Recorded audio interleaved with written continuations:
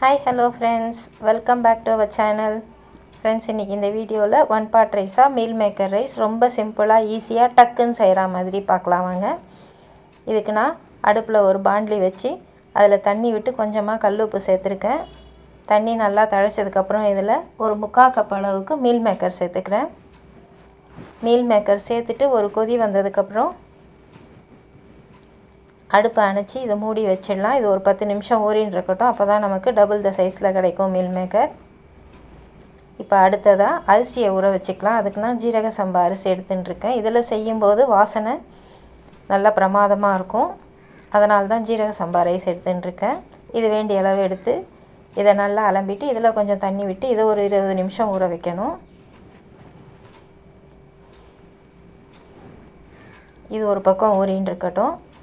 அதுக்குள்ளே இது நல்லா ஊறி இருக்குது. இதை தண்ணியிலேருந்து எடுத்து தண்ணி வடிய விட்டுறலாம். இது நல்லா ஆறினதுக்கப்புறம் இதை நல்லா பிழிஞ்சு எடுத்துக்கணும். பாருங்கள், பிழிஞ்சு எடுத்துகிட்டு வந்திருக்கேன். இப்போ இதில் மேக்னேட் பண்ணுறதுக்கு கொஞ்சம் தயிர், மஞ்சள் பொடி, கரம் மசாலா, பட்டை மிளகாய் பொடி, உப்பு இதெல்லாம் சேர்த்து நல்லா மேக்னேட் பண்ணி வச்சுக்கலாம். இதில் தண்ணி இருந்ததுன்னா நம்ம இப்போ மேக்னேட் பண்ணும்போது அது எதுவுமே அதில் இறங்காது. அதனால தான் தண்ணியை நல்லா ஒட்டை பிழிஞ்சு எடுத்துகிட்டு அப்புறமா இந்த மசாலாலாம் சேர்த்து இதை நல்லா ஒரு 20 நிமிஷம் இதையும் ஊற வச்சிடலாம். இதை அப்படியே கூட பொரித்து கொடுக்கலாம். குழந்தைங்களுக்கு நல்லா கிறிஸ்பாக இருக்கும், சாப்பிடுவாங்க.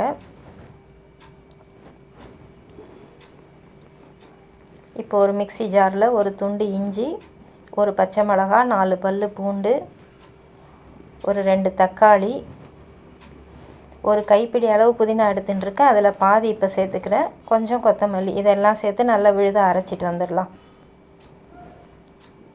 இப்போ நம்ம மீல் மேக்கர் ரைஸுக்கு செய்ய வேண்டிய ப்ரிப்பரேஷன் எல்லாம் முடிச்சாச்சு. இப்போ ரைஸ் பண்ண ஆரம்பிச்சிடலாம். அதுக்கு நான் அடுப்பில் ஒரு பாத்திரம் வச்சுருக்கேன். இப்போ இதில் கொஞ்சமாக நெய்யும் எண்ணெயும் சேர்த்துக்கலாம். இது ரெண்டும் காஞ்சதுக்கப்புறம் இதில் ஓல் கரம் மசாலா, பட்டை, கிராம்பு, ஏலக்காய், பிரிஞ்சி இலை, சோம்பு, கல்பாசி, மராட்டி முக்கு எல்லாத்தையும் சேர்த்து இதெல்லாம் நல்லா பொரிஞ்சதுக்கப்புறம் 2 பெரிய வெங்காயத்தை நீட்டமாக வெட்டி வச்சுருக்கேன், அதை சேர்த்துக்கிறேன். வெங்காயம் நல்லா வதங்கணும்.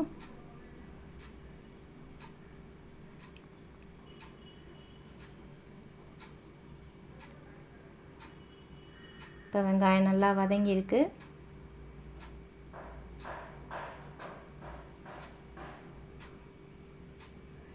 இப்போ இதில்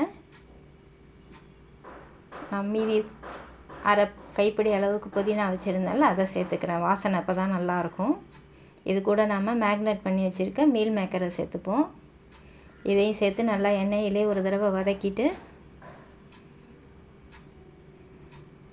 இப்போ நாம் அரைச்சி வச்சுருக்க இந்த விழுதை சேர்த்துக்கலாம்.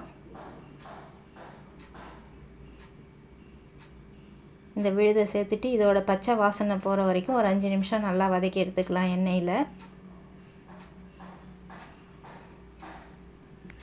இப்போ இதில் நாம் ஊற வச்சுருக்க அரிசியில் இருக்க தண்ணியெல்லாம் வடிச்சிட்டு அரிசியை மட்டும் சேர்த்துக்கலாம். சேர்த்துட்டு இதை நல்லா கலந்துடலாம். இப்போ நான் ஒரு அழாக்கு அரிசிக்கு 1.5 அழாக்கு தண்ணி கொதிக்க வச்சுருக்கேன் தனியாக ஒரு அடுப்பில். இந்த கொதிக்கிற தண்ணியை எடுத்து அதில் சேர்த்துக்கலாம். இப்போ அதில்